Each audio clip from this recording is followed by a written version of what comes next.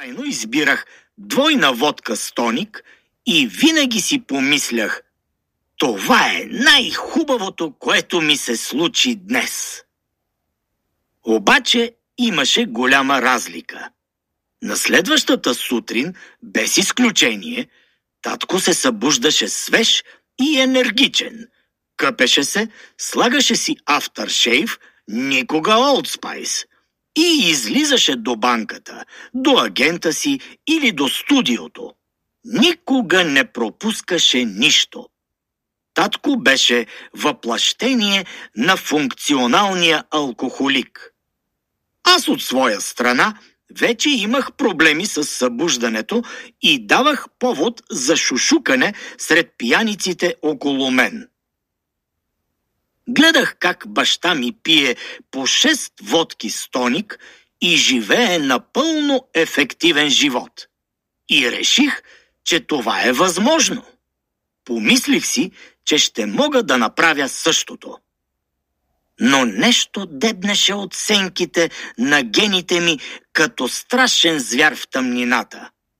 Нещо у мен, което го нямаше у баща ми и щеше да ми отнеме 10 години да разбера какво е. Алкохолизъм, зависимост, наречи го както щеш. Аз избрах да го наричам голямото ужасно нещо. Но бях и Джордж Гибс. Не си спомням какво са мислили съучениците ми за новака със светлата кожа и канатката, но не ми пукаше. Спарк Ноутс описва Гибс като архетип на американското момче, местна бейсболна звезда и председател на класа си в гимназията. Той е също така наивен и чувствителен. Добър син, но му е трудно, почти невъзможно да обуздава емоциите си. Кажи речи, право в целта значи. А у дома татко имаше водка из цялата къща. Един след обед, когато него и Деби ги нямаше, реших да отпия голяма глътка. Докато вкусът ти се разливаше из гърлото и корема ми, почувствах благодат, спокойствие и че всичко ще бъде наред. Спомних си облаците от двора си в Отава и реших да изляза из Л.А., да се разходя из това блаженство, този 22 градусов рай. Звездата на училищната пиеса, носещ се като пиян Одисей по пълните със знаменитости улици. Пишейки за лондонския обзървър за Олимпиадата през 1984 година, Кланси Сигъл казва, че когато посещава града, усеща как преминава през мека мембрана, която отделя Лос-Анджелис от истинския болезнен свят. Ето, че и аз се просмуквах през тази омекотена от водката мембрана към място, на което няма болка, където светът е едновременно истински и неистински. Но докато завивах зад един ъгъл, нещо друго, което не ми бе хрумвало преди, ме осени.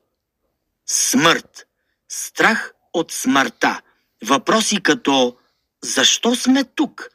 Какъв е смисълът на всичко това? За какво е? Как всички сме стигнали до това положение? Какво са хората? Какво е въздухът? Всички тези въпроси връхлетяха в ума ми като приливна вълна. А аз просто завивах. От питието и от тази разходка в мен зейна пропаст, която още си е там. Бях много неспокоен, много повреден. Въпросите се лееха като алкохол в чаша. А просто бях направил това, което бе направил и Сигъл Бях пристигнал в Лос-Анджелис заедно с гимнастици, спринтьори, коне, писатели, актьори, бъдещи и бивши звезди, хора на Олд Спайс, а сега под мен се беше отворила грамадна бездна. Стоях на ръба на огнена яма, подобна на вратата към ада в пустинята Каракум в Туркменистан. Питието и разходката бяха създали един мислител и изследовател, но не от онези с блудкавите будистки глупости, а човек на ръба на дълбок огнен кратер, преследван от липсата на отговори, от липсата на придружител, от желание за любов и от страха от изоставяне, от въжделението за вълнение, но и от неспособността да го оцени, от неработещия си член. Бях изправен лице в лице с тези 4 неща: смърт, осъждане, рай и ад. 15-годишно момче, отгледано в близост до самата есхатология. Толкова близо, че можеше да усети как тя дъха на водка. След години баща ми също отиде на своята значима разходка. Една вечер се напил толкова, че паднал в някакви храсти или нещо такова и на следващата сутрин разказал на Деби. А тя го попитала: така ли искаш да живееш живота си? Той казал, че не иска. След това отишъл на разходка и се отказал от пиенето. От тогава не е близвал. Я пак, отишъл си на разходка и си се отказал? Аз съм изхарчил над 7 милиона долара в опити да стана въздържател. Бил съм на 6000 срещи на анонимните алкохолици. Не преувеличавам, пресмятам ги на ум. 15 пъти съм бил в рехабилитационни центрове. Бил съм в лудница.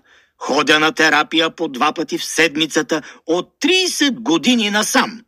Бил съм на прага на смъртта. А ти си отишъл на разходка. Бих ти казал къде да идеш.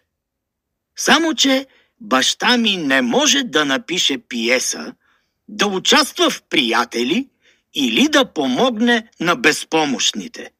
Освен това, няма 7 милиона, които да изхарчи за каквото и да било. В живота явно има баланс. И възниква въпросът: бих ли разменил мястото си с него? Да се върнем към този въпрос по-късно.